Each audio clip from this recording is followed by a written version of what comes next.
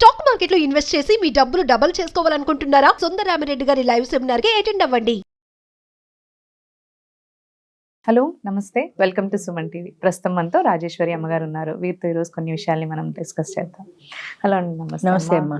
అమ్మ, ఇప్పుడు చాలా మనం రిలేషన్షిప్స్ లో మాట్లాడుకుంటూ ఉన్నాం కదా. అవును, కొన్నిసార్లు చూస్తూ ఉంటాము, భార్యాభర్తలు పెళ్ళైనా కూడా పిల్లలు కూడా పుడతారు, అవును, వాళ్ళు అవును. కొంచెం ఒక చదువుకునే స్టేజ్కి వస్తారు. అవును, అయినా కానీ ఇల్లీగల్ అఫైర్స్, చాలా ఎక్స్ట్రా మ్యారిటల్ అఫైర్స్ చాలా ఈ మధ్య ఎక్కువైపోయాయి కాలంలో ఈ రోజుల్లో. చాలా ఎక్కువైపోయాయి. అవును. అండ్ చాలా కామన్ గా కూడా తీసుకుంటున్నారు అవి. అవును, అవి పెరిగి పెరిగి ఎలా అయిపోతుందంటే కొన్ని సందర్భాల్లో ఈ ఫ్యామిలీని మొత్తం వదిలేసి వాడితో వెళ్ళిపోతున్నారు. వాళ్ళతో వెళ్ళిపోవడము, ఇక్కడ అమ్మాయి అయినా కావచ్చు అబ్బాయి అయినా కావచ్చు, వేరే వాళ్ళకి ప్రిఫరెన్స్ ఇచ్చి మొత్తం కుటుంబాన్ని ఫ్యామిలీని వదిలేసి వెళ్ళిపోతున్నారు. అవును, అయితే ఈ సిచ్యువేషన్ అనేది మనం పూర్వకాలంలో చూస్తే ఎక్కువ అంతగా ఉండేవి లేదు, కాదు. లేదు, అసలు లేదు. అవును, ఇప్పుడు ఎందుకు ఇప్పుడు పెరిగిపోయింది. ఎక్కువ అవును, అవుతున్నాయి అవును. అంటారు? అండ్ స్వేచ్ఛ స్వతంత్రం, ఆడదానికి స్వేచ్ఛ అనకూడదు కానీ స్వతంత్రం. ఇదివరకు ఏంటంటే అమ్మా, అసలు ఇల్లు దాటి 4 గోడలు దాటి బయటికి ఆడది వచ్చిన పరిస్థితులు లేవు. లేవు. పూజలు పునస్కారాలు చేసుకుంటూ ఎప్పుడు ఇంట్లోనే. అది దాటి చదువు వచ్చిన తర్వాత చదువు కోసం ఆడది బయటకు వచ్చింది. ఆ తర్వాత ఉద్యోగం.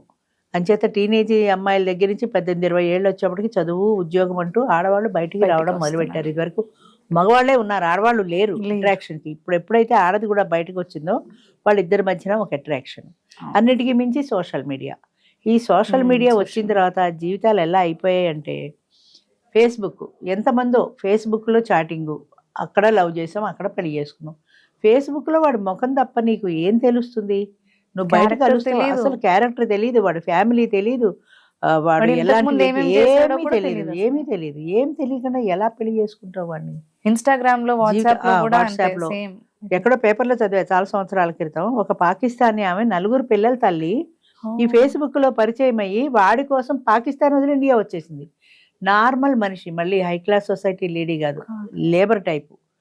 అది ఎట్లా వచ్చింది? 4 పిల్లల తల్లి. జనరల్గా ఏమంటారంటే, కన్న తల్లి పిల్లల మీద ఏగ వాళ్ళనివ్వదు అంటారు. పెద్ద పులి కూడా దాని పిల్లల మీదకి వస్తే గుడ్లు పీకుతుంది అది. అలాంటిది 4 బిడ్డల్ని వదిలేసి దేశం కాని దేశంలో వచ్చేసి వాడు ఆఫ్టర్ ఆల్ ఫేస్బుక్ లో పరిచయం అయిన వాడి కోసమని ఇండియా ఎలా రాగలరు? అంటే తల్లి బిడ్డల ప్రేమలో కూడా తేడా వచ్చేస్తుందా? పిల్లల కోసమని ఎంతమంది డైవర్స్ ఇచ్చుకున్నా పిల్లలు వదులుకోలేక పిల్లలతో పెంచే తల్లులు ఎంతమంది ఉన్నారు? ఎన్ని ఇబ్బందులు ఉన్నా సరే పిల్లలు వదులుకోవడానికి ఇష్టపడరు. అలాంటిది ఇప్పుడు పిల్లల్ని కూడా వదిలేసి ప్రేమించిన వాడితో వెళ్ళిపోతున్నారు. ఒక దాంట్లో చూశాను, సుప్రీంకోర్టు దాకా వెళ్ళింది ఆ కేసు. ఒక ఆమెకి పెళ్ళయింది, కొన్ని సంవత్సరాలు సంసారం చేశారు, కొడుకు కూతురు ఎవరో పుట్టారు. కొడుకు 23 ఏళ్ళు 25 ఏళ్ళు వచ్చిన తర్వాత వాళ్ళు విడిపోయారు. 23-25 ఏళ్ళు వచ్చిన తర్వాత విడిపోతే ఆ అబ్బాయి కోర్టులో కేసు ఏమని వేశాడంటే, ఈయన నా తండ్రి కాదు. ఆ పిల్లాడు చెప్పింది, ఈయన నా తండ్రి కాదు, నా అసలు తండ్రి అదే డిఎన్ఏ పరీక్ష చేస్తే నా తండ్రి తెలుస్తుంది.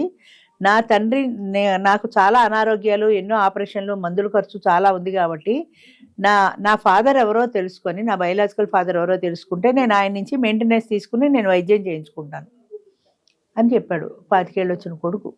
ఇప్పుడు ఈయన పరువు పోయిందా? ఇన్నాళ్ళు ఈవిడ భారీగా విడిపోయారు, వేరే ఉన్నారు అనుకుంటున్నారు ప్రపంచం ఇంతవరకు. ఇప్పుడు ఈ పిల్లాడు ఆయన తండ్రి కాదు అని అన్న తర్వాత బంధువుల్లో స్నేహితుల్లో 70 ఏళ్ళు వచ్చుంటాయి ఇప్పుడు ఆయనకి. ఎంత పరువు పోయింది ఆయనకి? ఇప్పుడు వీడు డిఎన్ఏ టెస్ట్ చేసి వీడి తండ్రి ఎవరో కనుక్కొని వాడి దగ్గర నుంచి వీడికి మరణం ఇప్పించాలి. కోర్టు యాక్సెప్ట్ చేయలేదు అనుకుంటుంది, సుప్రీంకోర్టు. వాడి తండ్రి అయినా కాకపోయినా 25 సంవత్సరాలు వాడి దగ్గర ఉన్నావు, అక్కడ ఉండగానే నువ్వు పుట్టావు. నువ్వు పుట్టి పెరిగి పెద్దవాడు అయిన తర్వాత కదా, కొన్నాళ్ళ తర్వాత కదా మీ అమ్మ విడిపోయింది, చేత యాక్సెప్ట్ చేయమో నీ డిఎన్ఏ టెస్ట్లో విను అని చెప్పారు. మరి వీడినే భరించమన్నారేమో ఈ తండ్రిని. చేత అంటే ఈ సంసారం గుట్టుగా చేసుకుంటూనే ఎక్స్ట్రా మ్యారిటల్ అఫైర్ ఎవరితోటో పెట్టుకోవడం, ఈ వాళ్ళతో ఆ రిలేషన్ పెట్టుకోవడం, అది బయటపడితే వెళ్ళిపోతారు అంతే వాడితో. ఇక ఫ్యామిలీ పరువు ప్రతిష్ట ఇవేం లేవు, వాడితో వెళ్ళిపోతారు అంతే. వాడు ఎన్నాళ్ళు చూస్తాడు? వాడి బ్యాక్గ్రౌండ్ ఏంటి? పెద్ద పెద్ద హై సొసైటీలో డ్రైవర్లతో వెళ్ళిపోయిన వాళ్ళ గురించి వింటూ ఉంటాం. డ్రైవర్తో వెళ్ళిపోతే వాడితో పాటు నువ్వు పూరి గుడిసెలో ఉండగలవా? ఏసీలో ఉన్నదానివి ఎన్నాళ్ళు ఉండగలవు? కొన్ని రోజులు ఉండరా? ఆ మోజు తీరిపోయాక నీ పరిస్థితి ఏంటి?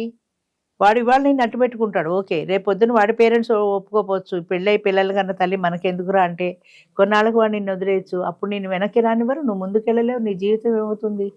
కంట్రోల్ అనేది లేకపోతే చాలా కష్టం అమ్మా. ఎక్స్ట్రా మ్యారిటల్ రిలేషన్స్ వల్లనే సమాజం సగం పాడైపోతుంది. అంటే ఎంతసేపటికి నీకు ఒక భర్త ఒక పిల్లలు ఉన్నా కూడా ఆ ఎక్స్ట్రా మ్యారిటల్ రిలేషన్ కోసం అని ఎందుకు ఎగబడుతున్నారు జనం? అంటే కంట్రోల్ లేకపోవడం అంతే. సెక్స్ పట్ల ఉండే ఇంట్రెస్ట్ లైఫ్ మీద లేదు, కన్నా బిడ్డల మీద లేదు. ఆ సెక్స్ కోసం వాడితో వెళ్ళిపోతున్నారు. అంతకంటే రిలేషన్ ఏముంది? ఎక్స్ట్రా మ్యారిటల్ అఫైర్ అంటే అంతకంటే ఏముంది? అంతే కదా, దానికోసమే కదా వెళ్ళిపోవడం. ఎంతమంది పెళ్లి కాని వాళ్ళు ఒక రకం, పెళ్ళై పిల్లలు ఉన్న వాళ్ళు ఒక రకం, కన్నా పిల్లల్ని కూడా వదిలేసి వెళ్ళిపోతున్నారంటే నిజంగా అసలు తలుచుకుంటేనే బాధ అనిపిస్తుంది. ఇట్లా అదే రకంగా తీసుకోవచ్చు అంటారు. ఎందుకంటే కొంతమంది ఏంటంటారంటే మా భర్త నన్ను అర్థం చేసుకోవట్లేదనో, లేదంటే నన్ను సరిగ్గా పట్టించుకోవట్లేదనో, వేరే వాళ్ళు సరిగ్గా అది వాళ్ళు కన్సర్న్ కేరో చూపిస్తారు వల్ల అయి ఉండొచ్చు కూడా కదా. ఇప్పుడు నా ఇంట్లో నాకు సరైన గౌరవం లేదు, నా భర్త నన్ను పట్టించుకోలేదు. పక్కింటాడు బాగా పట్టించుకుంటాడు. ఎందుకంటే అదేదో సినిమాలో చూపించినట్టు ఎదురింటి వాడి భార్య మీద ఉండేటువంటి ప్రేమ నీకు సొంత పెళ్ళ మీద ఉండదు. వాడు కూడా వాడి పెళ్ళ మీద చూపించడు. అమ్మ ఎంత కష్టపడుతుందో అంటాడు. వీడి పెళ్ళ ఎంత కష్టపడినా సరే ఎదురింటి వాళ్ళ మీద నీకు సింపతి ఉంటుంది. ఆ సింపతి శాశ్వతమా? వాడి పెళ్ళాన్ని వదిలేసి నీతో వచ్చేస్తాడా? ఒకవేళ వచ్చేసినా ఎన్నాళ్ళు ఉంటుంది ఆ మోజు? తర్వాత ఇలా ఎన్నో జీవితాలు నాశనం అవుతున్నాయి. నీ భర్త నిన్ను పట్టించుకున్నా పట్టించుకోకపోయినా నా జీవితం ఇంతే అనుకుని కుటుంబంలో ఉండకుండా వాడు నన్ను పట్టించుకున్నాడు అని ఇంకొకటితో వెళ్ళిపోతే వాడు ఎన్నాళ్ళు పట్టించుకుంటాడు? అది శాశ్వతం కాదు. ఒకవేళ పట్టించుకున్నా రేపొద్దున వాడితో గొడవలు రావా? వాడితో గొడవలు రాకపోతే మళ్ళీ మంచు పడుగు దగ్గరికి వచ్చేస్తావా? ఇలాగా చీరలు మార్చినట్టు మొగుళ్ళని మార్చడం చాలా ఈజీ అయిపోయింది. అంటే క్యారెక్టర్ అనేది ఆయన అసలు తుంగలో తొక్కేశారు. ఎప్పుడో క్యారెక్టర్ అనేది ఎప్పుడో తుంగలో తొక్కేశారు. అంటే శుభ్రంగా వాడు బాగుంటే వాడితో వెళ్ళిపోవడమే, వీడు బాగుంటే వీడితో వెళ్ళిపోవడమే, ఇంటికి వచ్చి స్నానం చేస్తే పోయే అన్నట్టుగా తయారైంది తప్ప క్యారెక్టర్ అనేది ఒక నియమ నిబంధనలు ఉన్నాయి. పూర్వము పాపము పుణ్యము అని ఒక నమ్మకం ఉండేది. పాప భీతి అనేది ఉండేది. అమ్మో ఇలా తప్పు చేస్తే రౌరవాద నరకాలు వస్తాయి, అక్కడ మనకి ఇలాంటి శిక్షలు వేస్తారని ఆ భయంతో అయినా కంట్రోల్లో ఉండేవాళ్ళు. ఇప్పుడు పాప భీతి లేదు, చంపడానికి లేదు, చావడానికి లేదు. అవతల వాడిని చంపడానికి లేదు. మనం ఎప్పుడు పేపర్లో చూసాను చూడు, వాడవాడో చంపేసి దాన్ని ముక్కల కింద కోసేసి కుక్కర్లో ఉడికించేసి దాన్ని ఆ ఎముకల్ని పొడి చేసి ఎన్ని చేశాడో అసలు వాడికి అసలు భయం ఎలా వేయలేదు. అన్ని రోజులు ఇన్ని పనులు చేసే వరకు ఓసారి కోపంలో చంపేశాడు అనుకోపోయినా తర్వాత అయినా భయపడాలి కదా. భయం లేదు, అసలు భయం లేదు. నిర్భయం. మొగుడు చంపినా అంతే, పెళ్ళాన్ని చంపిన కేసులు కూడా అలా బోల్డ్ ఉన్నాయి. అంచేత మనిషిలో భయము భక్తి లేవు, పాపము పుణ్యము లేవు. ఎంతసేపు నా మనసుకి ఏది తోస్తే అది చేసేయటమే గాని దీని ప్రభావం ఎలా ఉంటుంది అన్నది లేదు. ఇప్పుడు వాడు దొరికాడు, వాడు పోలీసులు 4 పట్టుకొని ఉతికితే నిజం చెప్పాడు. జీవితకాలం జైల్లో ఉండాల్సిందే కదా. తాత్కాలికమైన కోపం కొద్దీ నువ్వు చేసిన పని వల్ల జీవితకాలం ఉండాలి. పిల్లలు ఉన్నారు, వాళ్ళకి 2 పిల్లలు ఏమో ఉన్నారు. ఆ పిల్లల భవిష్యత్తు ఏంటి? తల్లి చచ్చిపోయి నువ్వు జైలుపోయి ఆ పిల్లలు ఎక్కడ బతకాలి? అది ఆ క్షణంలో ఆ ఆవేశాన్ని కంట్రోల్ చేసుకోగలిగితే ఫ్యూచర్ బాగుండేది. నరకం భయం ఎవరికి ఉండట్లేదు. చనిపోయినాక ఎవరు చూస్తారులే అంతే. మరి పూర్వము అలా ఉండేది కాదు కదా. అమ్మో నరకం ఉంటే వాడు ఆ ముళ్ళ స్తంభాన్ని కావాలించుకోమంటాడు, ఆ నిప్పుల్లో నడవమంటాడు, ఏదేదో భయాలు ఉండేవి. ఆ భయాలకి మానేసేవాళ్ళు. కొంచెం కనీసం వాళ్ళని వాళ్ళు కంట్రోల్ చేసుకునేవాళ్ళు. ఇప్పుడు అది ఇవాళ మనం ఉన్నాం, ఈ రోజు మనం బతికినన్నాళ్ళు జీవితం, చచ్చాక ఉండి చూడొచ్చాడు అన్న ఫీలింగే. అంతగా కావాలంటే ప్రయాగ పుష్కరాలకు వెళ్ళి ఓసారి స్నానం చేసి వస్తే పోతుంది. ఎన్ని కోట్ల మంది వస్తున్నారు. ఇదంతా భక్తేనా? నిజంగా చెప్పాలంటే అందులో మునిగితే పుణ్యం వస్తుంది అంతే. ఆ పుణ్యం బ్యాలెన్స్ పెరుగుతుంది. ఇన్ని పాపిష్టి పనులు చేసిన తర్వాత ఆ పుణ్యం వచ్చిందో లేదో తర్వాత ఈ పాపాలకి ఫలితం అనుభవించాలి కదా. అది పోయింది. మనుషుల్లో పాపభీతి పోయింది, నీతి నిజాయితీలు పోయినాయి.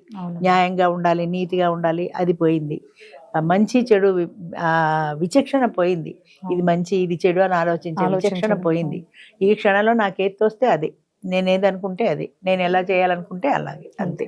దాని ఫలితంగా ఏమవుతుంది? ఒక మనిషికి అయితే ఎవరైనా దిద్దుతారు, ఒక మనిషి కాదు, సమాజం, ఒక దేశమే పాడైపోయింది. చాలా చక్కగా. థ్యాంక్ యూ అమ్మా.